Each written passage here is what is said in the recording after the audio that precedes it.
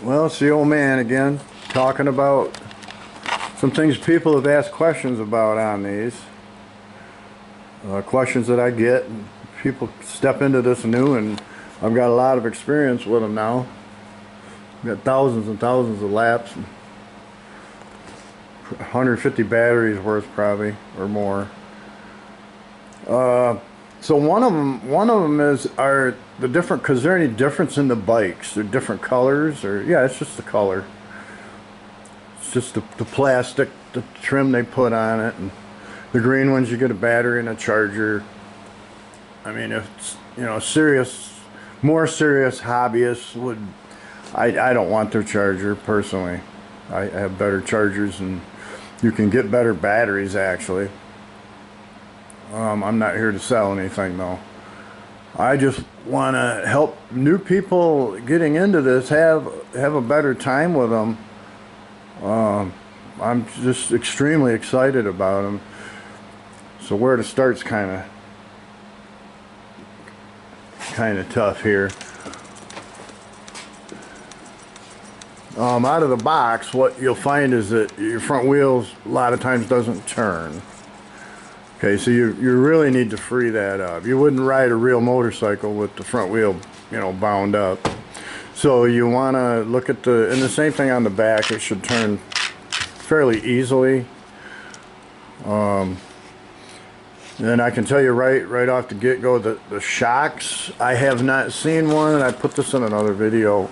I have not seen one of these out of the box, new whatever, where the bleeder screw hole went all the way through, and they're like 50%, or maybe a little more on some, or even less, of oil. It's mostly air. So I've seen variations on these, and I've probably seen 20 of these now with different people, and some of them are super bouncy and others are like a rock.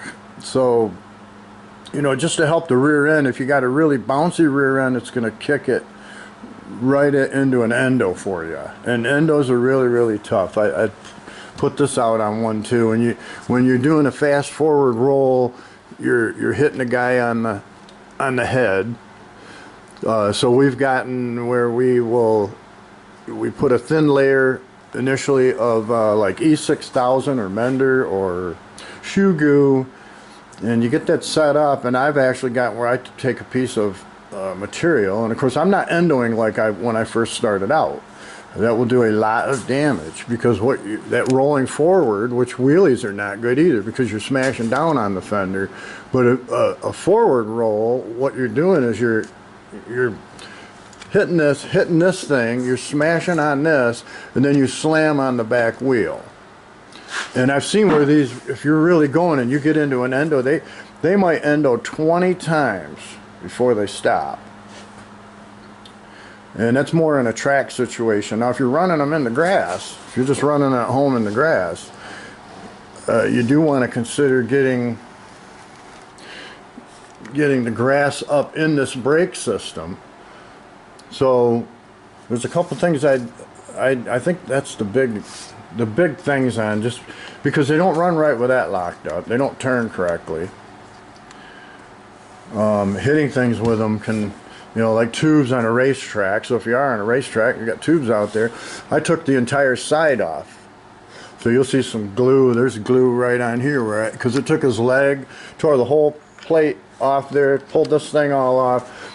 I mean, that was a full boat hit into the pipes, and I've learned a couple tricks. It's counterintuitive to get yourself off, like wood walls or pipes, or, you know, things like that. And it's a different kind of if you drive four-wheel cars, buggies, trucks, you got a completely different reflex going, and car reflex doesn't work. You got to kind of get rid of that. I was talking to one of the guys, I haven't raced with him for years. He came out Wednesday, and because he hasn't run the four-wheel cars in quite a while, he seemed to adjust to the driving that you have to do, which is a lot more throttle. You really want to watch braking. If you're in the air, that usually ends up in an endo, because you're gonna land on the front wheel, and they really, especially out of the box, they don't like it. I'm not going to talk about upgrades. Just when you first start out, then your bike, one of the things I can do, or that I do, is check the alignment. So you want to turn which we can just turn it on. And the big deal with turning it on, see, the radio's not on yet, is don't move it. I've seen people lay them over. I mean, I didn't drive that bike. I don't know if it mattered. There's got to be a gyro on the receiver. It reminds me of the AVC vehicles, or if you ever work on it with the receiver unattached, the front wheel will go crazy on you because you're just slight movement on that causes it to.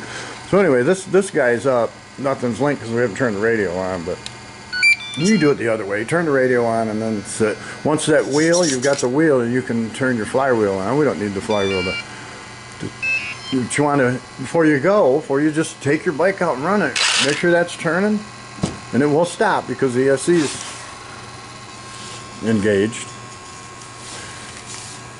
Make sure your wheel, that's turning free. You got brakes. The brakes work if you want the front brake on there. Because if they get debris, they bind up, bike does not run correctly. So the next thing I do, I actually stand over it, but you want to check all the knobs on your radio because it's an analog. And you can easily bump these and change them. You know, I think out in the yard, 50% on the one on the left, the first knob, which is the lean rate. I run mine a little over that, about 60% probably, because I don't want that computer taking over. So the next one's how much brake travel you have. Then the third one there is your steering trim, and you see how that's right in the middle. So adjusting my steering trim, I don't turn the knob. If you turn that knob, you're limiting travel. You're limiting steering travel. Now the fourth one is brake trim. So I've got it so I get as much brake as I can and not want to bind up the caliper, which is a whole other thing. Taking the calipers and making sure that they work freely. So what I do, so I'm looking down the bike now. The trim here is centered. I'm looking down the bike, and if you hit something hard, you can tweak the wheel to the triple clamp up here. And now what's going to happen when you let off the steering wheel, the bike is going to lean one way or the other. And if that's leaning and you're not on it, you see how this wheel turned? So you get into computer, as I lean that steering wheel, that's the computer. It's trying to, it doesn't have a gyro doing anything right now, but that's why I say they'll go crazy. That's the AVC or gyro system that's in the receiver. And the physics of the bike are such that if you turn the wheel in one direction, the bike leans in the other. And you see how you hear that click? We're all the way over both sides. I've had to tighten up the servo saver clamps in there too, which helps some of the slop in the front end. So those are the main things before you send it on its way.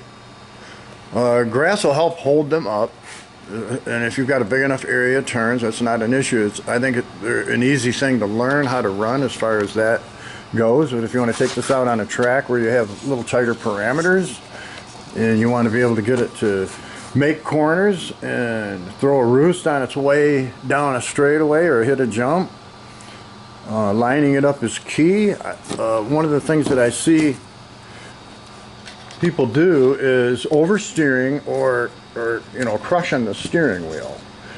Firm grip, because you can't center that as quickly as that spring can. So one of the pointers I give is learn to let go of the steering wheel.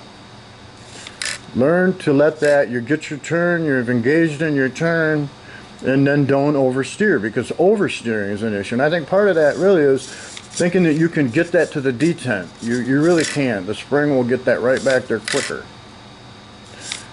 than you can. And I don't get that extreme with letting go of it, but a conscious effort of letting go and then allowing the gyro or the flywheel in it, in the combination with that gyro and the receiver, to stand the bike back up.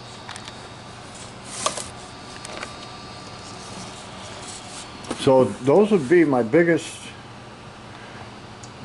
pointers on sending this on its way and having the best results with it, other than we can talk about the modes. The modes on it, 1, 2, and 3. One is full power, so you can pull wheelies, which I did a suspension, part 2 suspension video, little tighter comparison on the weight of the spring in the rear end and the oil, and what a softer rear end will do as far as power, head shake, everything coming out of corners with it. So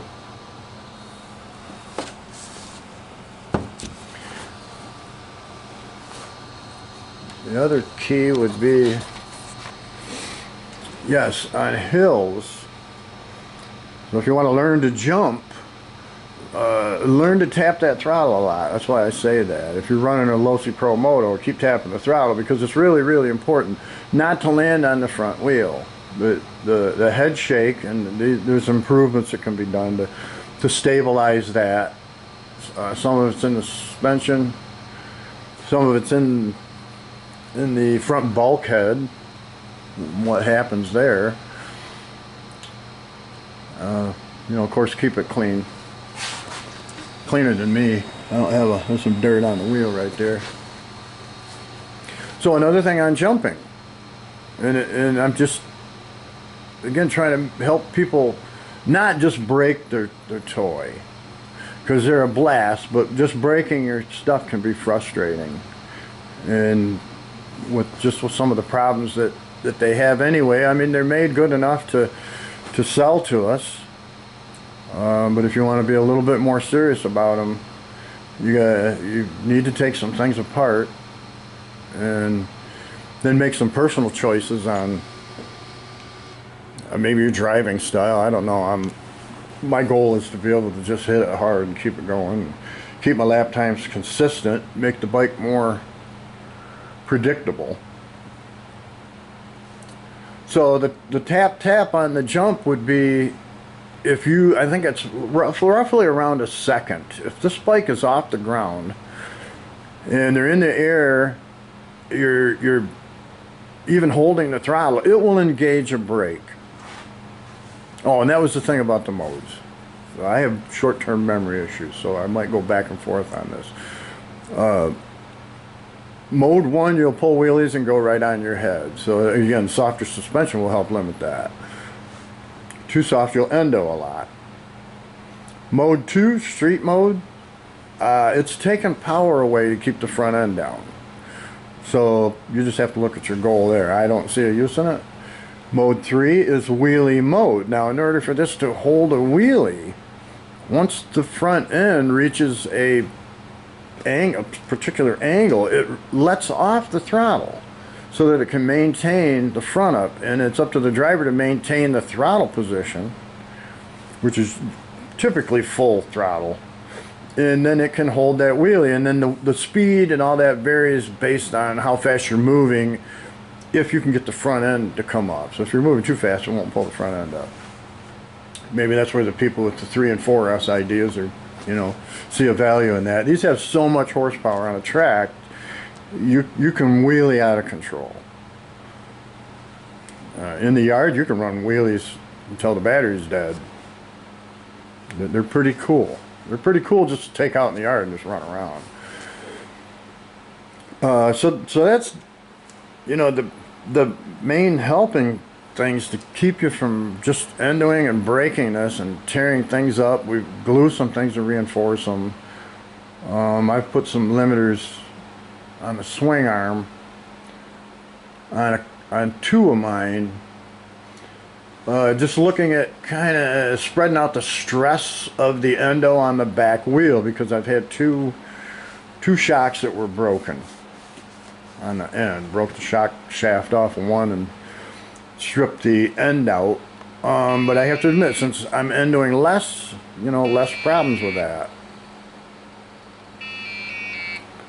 Because they don't really, you know, it leaves marks on them. You can see marks on mine, but it's got a lot of time on it, and it will have a lot more. I put at least 60 laps on it here today, just before I decided to do this. Well, I covered everything on my list I have. Like I said, if you got a Losi ProMoto, keep tapping the throttle, man.